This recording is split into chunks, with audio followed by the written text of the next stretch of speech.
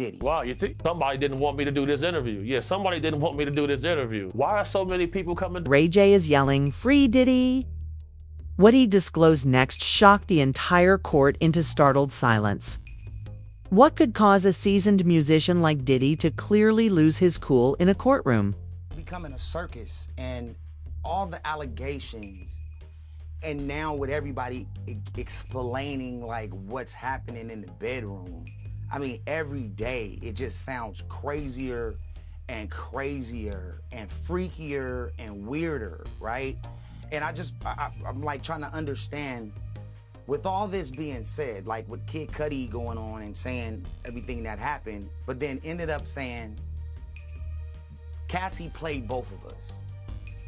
You know, it's like, where are we trying to go? Are we just trying to like tell all of these crazy stories and then that equals out to sex trafficking? I mean, it's starting to become outrageous. It's a RICO case. It's really only Diddy and maybe one other person. Like, I'm just starting to feel uncomfortable and I'm starting to feel weird about this whole thing. Well, it was certainly interesting last week when I interviewed this guy who had the pseudonym The Punisher, who was hired, and it was Cassie Ventura. Right, so it was a sort of very interesting interview because Cassie Ventura did all the negotiating, did all the payments, and did all the texting to him. Diddy would sit in the corner of a hotel room naked, and he would watch, with her apparent full consent, this guy come in and have sex with her. And it happened maybe a dozen times over a 2.5-year period. Now, none of that says to me that that is a serious crime. If she is the one that is organizing it all, now she is arguing it was coercion and so on. You know, Tension was already high in the courtroom, and when Dylan sat at the defense table, the judge and the crowded gallery watched every move he made. The trial attracted both journalists and onlookers, with almost every seat occupied and cameras blaring outside the doors. The atmosphere was charged with excitement as people whispered softly and reporters flipped through their notepads. But even in a trial that had already seen many unexpected turns, none could have imagined what would happen next. Ray J, who had been sitting calmly in the crowd, abruptly stood up, and his yell broke through the muffled mood that instantly silences the room. "Free Diddy," he screamed, his voice resonating off the walls of the courthouse. Everyone in the gallery gasped as Ray J's outburst interrupted the judge, revealing that there was more than just fury behind his words. There was desperation for a brief moment. In the middle of a sentence, Diddy's normally calm manner was noticeably affected as he shifted uneasily at the defense table, and the judge's gavel hit the bench with a loud crack, demanding order. His hands shifted on the table as he avoided looking at the scene that was playing out a few feet away from him. Some jurors exchanged confused looks, while others continued to stare at Ray J as he tried to comprehend what was happening. Meanwhile, the attorneys on both sides were evidently frantically discussing among themselves how this disruption might impact the case.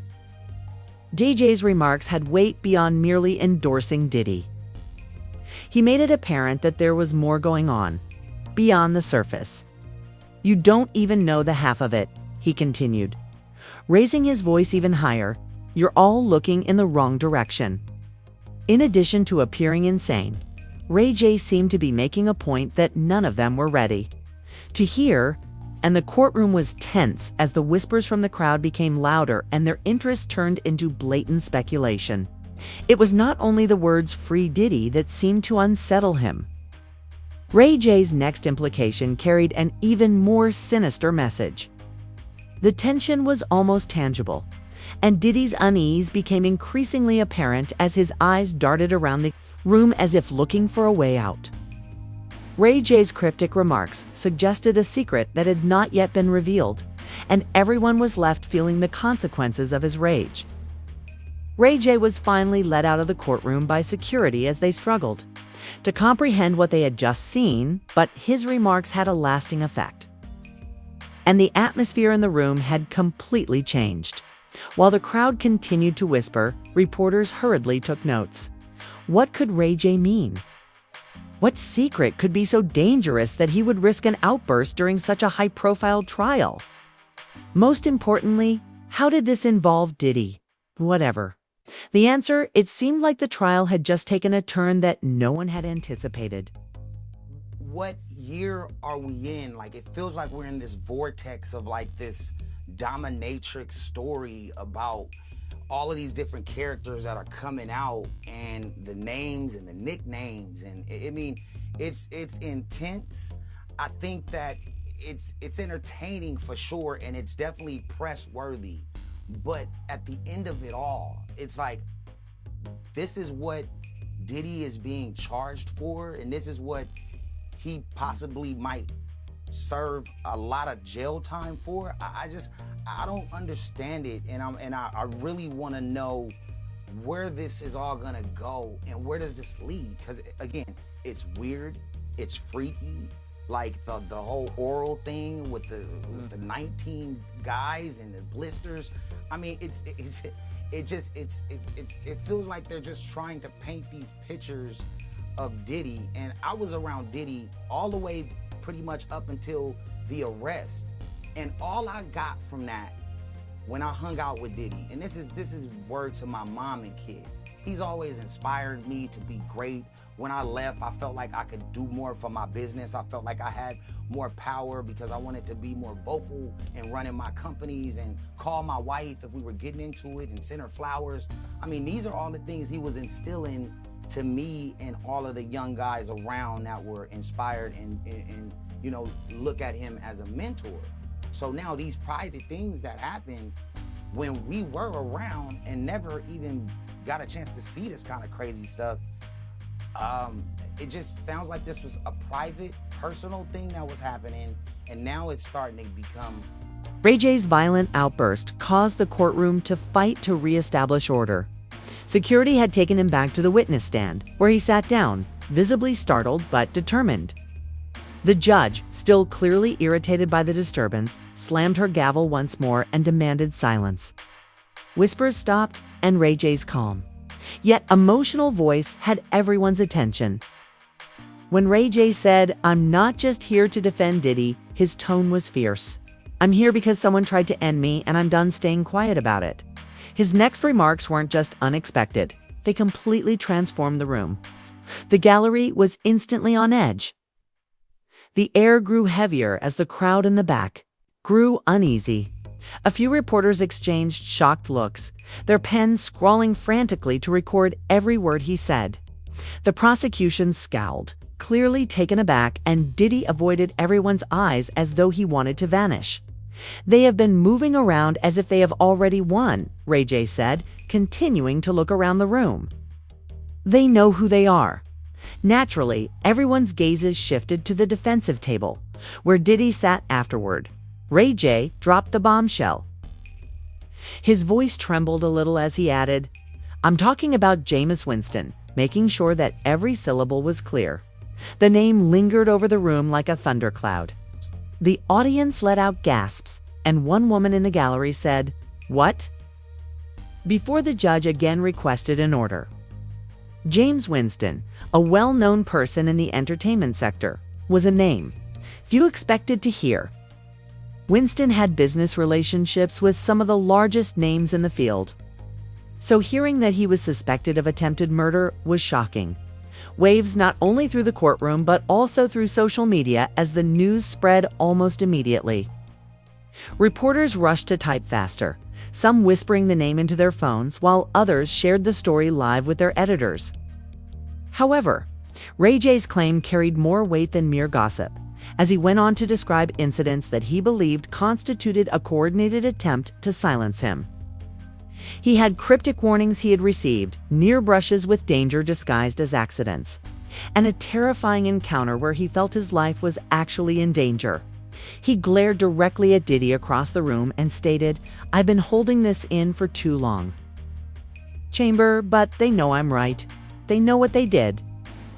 The judge attempted to keep the court under control by warning them not to be disturbed anymore, but everyone was unable to take their eyes off Diddy. His face was unreadable, but whose hands showed the slightest uncontrollable movement on the tabletop as the chamber was once again filled with murmuring. It was evident that this claim wasn't only a sideshow. It suddenly felt important to Diddy's trial, leaving many to wonder what proof, if any, Ray J had to support it. Ray J's testimony hung in the air like smoke, making it impossible to dismiss whatever came next. To me, unless I'm wrong, and correct me if I'm wrong, but you think that there's been a massive overreach here. This is personal behavior between Diddy and Cassie Ventura that we've seen so far, that it doesn't cross the line from where you sit into serious crime under the RICO law, which of course was, intended for mafia members and so on. Do you think that's what we're witnessing here with this case? That this was consensual? It may be freaky, it may be sexually deviant, it may be all these things, but it was apparently consensual behavior and not a crime. I agree, and there's things that we saw in these videos, and they were disturbing, and that's not okay, right? But looking at the crimes that he's being charged for, this is where it starts to go overboard, and it's like whoever was mad at the top was really mad, and I think we're here now, and I think it's a flex, because like, what are they trying to get out of this in this court case?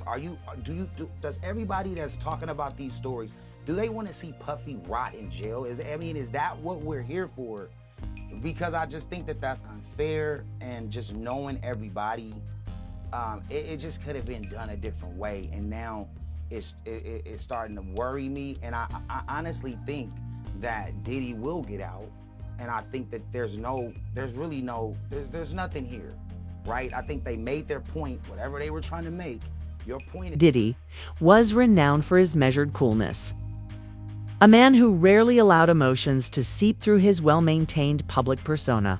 However, as Ray J's charges penetrated further, that meticulously constructed exterior started to show indications of stress when James Winston's name was spoken out. Although Diddy's initial response was so restrained that it was telling, his posture stiffened. His left hand, which had been steady on the tabletop for the majority of the trial, slowly gripped the table's edge. His jaw remained clenched and his eyes were fixed straight ahead. From a distance, may have looked like composure. But anyone paying close attention could see the tension beginning to creep in by now. As every eye in the room was bouncing between Ray J, and it was evident that the accusations had changed the TRIAL's fundamental tenets, and the lawyers for both sides rushed to comprehend this new, volatile twist. But in the gallery, the shift was instantaneous. Diddy, weighing his words and deciphering his body language, refused to meet their gazes or anyone else's for that matter. Instead, lowering his head slightly and shifting his hand to adjust his collar as if the air around him were suddenly suffocating. His attorney leaned in and whispered something rapidly in his ear. But Diddy made no answer. It wasn't just about Ray J anymore. It was about how Diddy carried the weight of these claims and how the world outside the courtroom would interpret every crack in his carefully maintained image. The cracks were starting to show as Ray J continued to recount details about what he claimed were orchestrated attempts to threaten his life. And the phones buzzed from muted vibrations as texts and tweets flooded out faster than anyone could keep up, with reporters leaning into each other to confirm the spelling of Winston's name and already planning the headlines they'd release the minute a break was called. Diddy began to falter. His shoulders sagged ever so slightly. His breathing seemed labored, and for the first time since the trial started, he placed both hands flat on the table, pressing them against the surface as if grounding himself. However, the moment that silenced even the whispers came when Ray J described a specific incident, an alleged near-death experience involving tampered brakes on his car. Diddy's composure completely broke, and he leaned back in his chair, letting out a deep breath. And for a brief moment, his lips parted as if to respond, but he quickly caught himself, clenching his jaw again.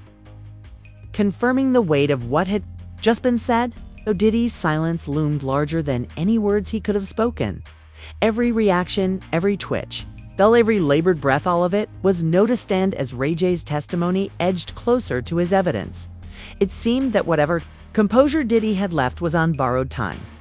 Outside, this moment was already spreading like wildfire on social media, with people wondering if Diddy was cracking under the pressure and weather. Ray J's claim, MDMA, the drug ecstasy, they call it the love drug. So he's been doing this drug for over 20 years. So that's going to lead his view skewed when it comes to sexual activity. I believe it's helped turn him into a sexual deviant. And, what type of man wants to see another man urinate in his wife's mouth? I feel like it's evil. I think his behavior is egregious. And, I have a history of using very heinous acts on people like this who participate in this type of lascivious acts. Have you ever noticed how in this industry, people untimely meet their demise as soon as somebody else seems like they're having a problem? Have you ever seen that before? Well, there was, of course, the case of one of his other ex-girlfriends, Kim Porter, who died of pneumonia at a very young age. You just referenced your own situation with pneumonia that you believe was deliberate poisoning. Do you believe that may be what happened to her? Jamie Foxx said out of his mouth that his partner handed him an Advil, and after he took that Advil, he woke up 22 days later. That's what he said out of his mouth. I feel like us as a species, I feel like human skepticism has become a virus, because if we don't trust the words of our peers, where are we as a species? Eyewitness testimony and circumstantial evidence is enough to get a person a life sentence in any court on the earth. Why is it that when people are whistleblowing and putting their life and livelihood on the line, they receive so much scrutiny? I don't think that's by chance. There have been rumors circulating online that Diddy may have poisoned Jamie Foxx, which caused his 2023 hospitalization. In his Netflix show, he compared Combs to the devil in revealing his near-death experience after a brain bleed and stroke. He said, I say this all the time, I saw the tunnel, I didn't see the light. It was hot in that tunnel. I thought, shit, have I gone to the wrong place? I looked up the end of a tunnel and I thought I saw the devil saying, come on, or was that Puffy? I'm effing around, but if that was Puffy at a flaming bottle of Johnson, and no, I'm just kidding, I think that you have taken that to be a not too oblique reference to the fact that he's suggesting he may too have been poisoned. Jay's earlier claims had already rocked the courtroom. But now that the judge had ordered him to continue with his testimony, all eyes were on him as he paused and drew out the moment. The silence was so thick that even the slightest squeak of someone shifting in their seat seemed amplified for a flash, as if no one dared to breathe. Ray J cleared his throat and started. Leaning toward the microphone on the witness stand, he stated, I brought receipts. What transpired next was nothing short of captivating. He began by bringing out a stack of printed-out emails that he claimed were direct correspondence between himself and Jameis Winston's associates. The language in these emails was occasionally cryptic, but Ray J pointed to a number of terrifying lines, one of which he read aloud. We'll make sure you're silenced permanently if you keep talking. Let the weight of the words hang in the air. As everyone waited for his next move, the courtroom fell silent. He then turned to another piece of evidence, phone records. She claimed demonstrated several calls from an unidentified number in Ray J's opinion. These were warnings connected to particular situations rather than merely suggestions. A few hours prior to his near-fatal car breakdown, he reportedly warned, watch your back. Accidents happen every day. When the defense first protested, claiming it was hearsay, the judge permitted the presentation to go on, saying the evidence will speak for itself. However, the moment Ray J displayed a picture of what he claimed were altered brake lines was the one that really startled the courtroom. From his car, he explained how his mechanic had discovered the issue and how, in his opinion, the intentional damage wasn't consistent with normal wear and tear. Some jurors leaned forward a little, unable to conceal their curiosity, while others kept their faces firmly neutral. The prosecution tried to undermine Ray J's credibility by asking why he hadn't come forward with this evidence sooner. But Jay didn't bat an eye. "This isn't just about me," he said. "I stayed quiet because I was scared. I didn't know who I could trust, but now I've had enough." Even while the evidence was circumstantial in some cases, it was strong enough to make everyone uneasy. And the courtroom was silent as the attorneys clustered in whispered speech. Whatever happened next, it was obvious that Ray J's claims could permanently alter Diddy's trial, career, and public image. The judge's expression remained neutral. But it was obvious that she was also considering the significance of what had just been presented as the session broke for recess. It was the last time I was scheduled to be in this interview. Randomly, our car gets hit from the side by a blacked out vehicle. No license plate. That's happened 3 times this month so far. Really? Somebody didn't want me to do this interview. Yeah, somebody didn't want me to do this interview. You know, I'm somebody where I've had FBI come to my house before and tell me they found a threat against my life. P. Diddy, this seems like every day the scandal gets bigger and worse for him. Yeah, it certainly does. And I'm not surprised whatsoever. I mean, I think I was on your show before he got arrested, and I brought up what was going on with him, and because I had read through the lawsuit, and it was just one of those things that was unavoidable because there was so much evidence. I mean, there was picture documentation, there was video documentation. And I also want to be clear that the press and the media and the public at large is shocked by what's happening, but we really are just getting to the beginning of everything. A lot of things start happening to remove people from the case that are going to strengthen the case for the prosecution. And I feel like we're watching that take place now with one of the male sex worker guys who provided tapes to the feds. He's disappeared. And this is similar to what happened in the Tory Lanez case, where the bodyguard whose DNA was on the weapon, he disappeared. She and Cassie needed to sway Kid Cudi against telling the cops that Diddy was involved in the alleged break-in. Clark testified, quote, he says, "If you guys don't convince him of that, I'll kill all you MFers." But that wasn't the only time that Clark said that she feared for her own life. She claimed Diddy once accused her of stealing diamond jewelry. Said that she suffered through 5 straight days of lie detector tests inside of a gutted, rundown Manhattan office building. She testified the man giving the tests warned her, quote, "I'm not getting a good reading. You need to calm down. You're going to be in the East River if I can't get a reading on this." And the prosecution had alleged in its opening he had staffers who helped him commit crimes that aren't necessarily charged, statute of limitations expired, etc., but that he committed as part of this overall criminal enterprise. Phil, let me start with you on whether the prosecution is making its case. Well, it sounds like, Megan, they're finally getting into some of the meat of the matter, because up until now, we've heard a lot of emotionally charged testimony. We've heard about domestic violence. We've heard about, third-rate burglaries and things like that, like you were just discussing. But we haven't heard much about how this was some type of criminal enterprise related to, sex trafficking. We're starting to hear now that who these people are that are the other racketeers. You've got other employees, security personnel. And so the government is starting to make its case. They've got a long way to go. But until today, I had a lot of reasonable doubt that things that I was thinking about, because these witnesses all seem to have some degree of kind of affection for Combs, or maybe had affection in the past. And it may be that they all had some kind of an angle, some incentive to testify against him, maybe. Jay's testimony had an instant and enormous impact. Within hours, his charges were included in news headlines from all of the major media.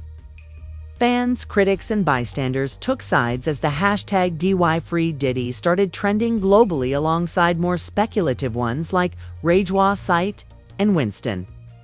As social, media exploded with theories, memes, and arguments, transforming the trial into a cultural phenomenon. Ray J's allegations had thrust the entertainment industry into the public eye, raising uneasy questions about what else might be hiding beneath the surface inside the courtroom. What had begun as a trial centered on Diddy has abruptly turned into a complex web connecting power, fear, the hidden dangers of celebrity life. Their plan had been simple up until that point, quoting the jury's attention on the charges against Diddy. But Ray J's revelation completely changed the dynamics. His accusations against Jameis Winston painted a picture of a much larger conspiracy. And his dramatic testimony forced everyone to reevaluate.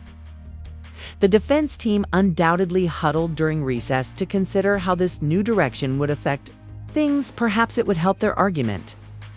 Ray J's story might cause the jury to lose sight of Diddy's activities entirely. While prosecutors were under increasing pressure to confront whether Winston's alleged involvement raised legitimate questions about Diddy's guilt. Once having a defined course, the trial was now much messier. And both sides appeared to be acutely aware of just how much more important things had become for Diddy. The consequences extended well beyond legal tactics in the court of public opinion. As attitudes started to change, Diddy had long weighed his status as a cultural hero against ongoing controversy. But now even his most ardent admirers had to face uncomfortable questions. Was he a willing participant in a bigger scheme? Or did he have more information than he disclosed? In the media, pundits speculated that this trial may expose weaknesses in an entertainment empire that had survived for decades. And the fervor outside the courthouse carried over into late-night discussions. Not only did Jay's claims incriminate Winston, but they also brought him into the public eye. Almost immediately, demands to investigate his motivations arose, with some doubters criticizing his testimony as a stage show. Speaking candidly, particularly during a high-profile trial like this one, his reputation, which had previously been shaped by reality TV and music, now carried the weight of something much more serious. Whether it was accepted or not, Ray J's testimony had irrevocably changed the course of his career and his public image. But the most striking moment occurred when the judge spoke to the courtroom right before she said, in a measured but firm tone before recess, "Allegations of this magnitude must be thoroughly examined." Locking eyes with Ray J. It wasn't a dismissal nor an endorsement, but it was an acknowledgement of just how serious the situation had become. As the court adjourned for the day, there were still unanswered questions about whether Ray J's evidence could stand up to scrutiny and whether Diddy's defense caused the chaos. Celebrity cases have a tendency of revealing facts that may upend even the biggest empires, and this one is no exception. It was obvious that whatever came next might change not only the trial, but also the legacy of all those involved. The high stakes, an unpredictable world of celebrity, where even the slightest flaw can bring towering reputations to their knees. It's come into sharper focus as a result of Ray J's astonishing revelations. However, with inadequate narratives and unresolved questions, this trial is far from done. What happens next could permanently change lives and careers. If this case has taught us anything, it is that nothing is ever quite as it seems in the world of high-profile scandals.